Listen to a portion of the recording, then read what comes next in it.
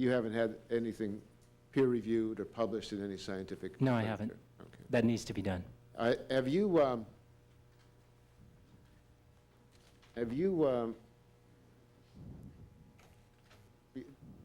do you have a dispute with the national statistics that show that a third of all hepatitis B cases occur in people who are not in high-risk groups?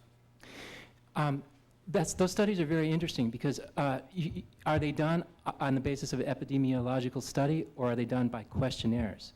That's the question.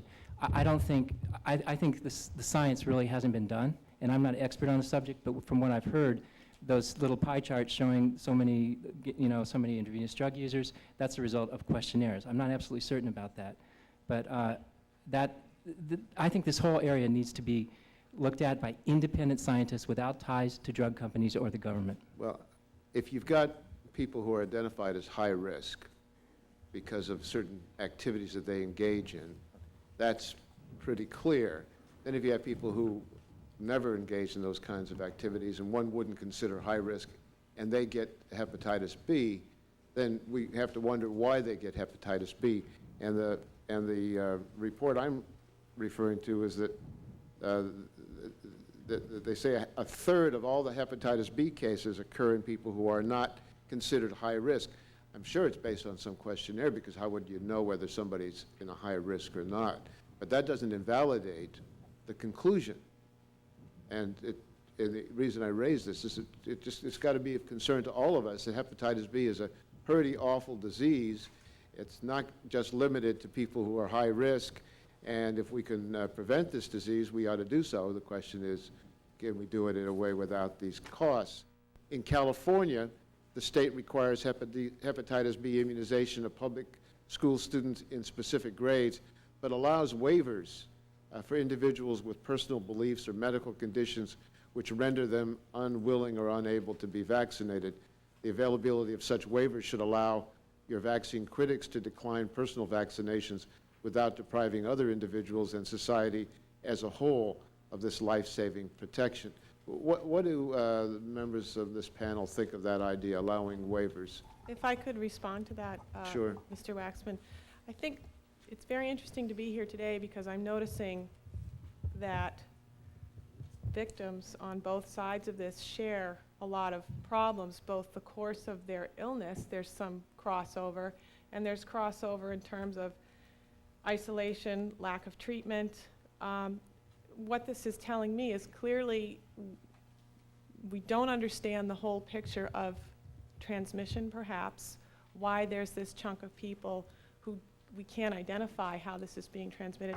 And the second thing that's very clear is we don't understand who reacts adversely and why. Mm-hmm. My beef is that unless you profile criteria about who will react adversely, and unless that is very much part of an informed consent, for instance, if you're of Northern European extraction, you have a history of allergies in your family, or I'm making that up, I don't know what the criteria would be, that you should be informed that you may react very adversely. That doesn't exist right now. Yeah, but do you think we even know that information?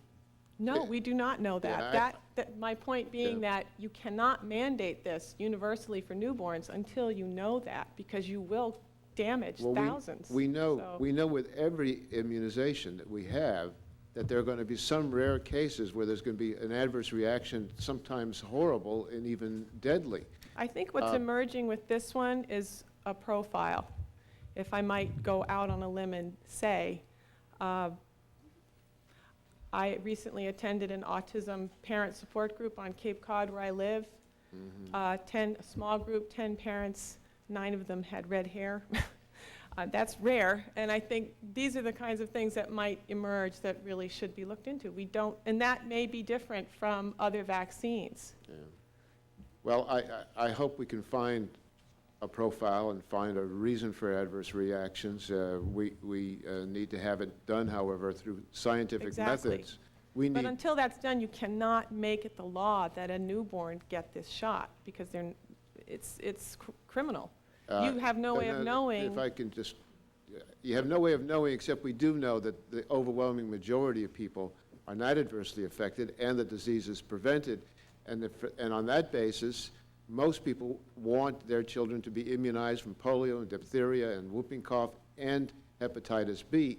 And every single one of those immunizations, there's an adverse reaction with some individuals. If we knew why some individuals react that way, we wouldn't have them take the Right. vaccine. But as a society, we do require people to be vaccinated.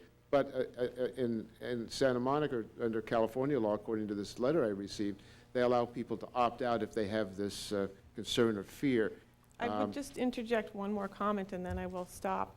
Our experience, I'm assertive, educated, I have a public health background, and very much accept immunization, was persistent and tactful with our providers. I never told them I think the vaccine caused a problem, because I knew that might be an inflammatory comment for them. They did not recognize, not that just it was a reaction, but that my son was even ill. So this experience tells me that there will be many, many children who don't get reported. So when you say that there's a few who have a problem, I think it's the tip of the iceberg. Did you ask your doctor about the possible risk of hepatitis B vaccine, or about any of the childhood vaccines that you put your child through? Yes, but we weren't aware that he was going to be given that shot at birth. It was not discussed at all. So you were aware of that there's some adverse, there's a possible risk, I was aware but from your my doctor, you public didn't, health but you training. didn't talk to your doctor about it specifically. I wouldn't agree with that. Now, I asked, In my public health training, I was aware of other vaccines and the risks now associated my with question is, them. did you talk about it with your doctor? Yes, Okay. absolutely. Why were you, as a public health person, afraid to tell your doctor you thought that your child was having an adverse reaction to the vaccine? Because my training taught me that these are very rare, and there are a few sacrificial lambs for the good of the whole, and that's just the way it goes. Well, I wanted to encourage. I thank you very much for your, what. I wanted to encourage my provider to help us, and I did not want to discourage them by antagonizing them. Well, I appreciate what you had to say, and Thank you. I'm sorry for all the terrible things that you've gone through.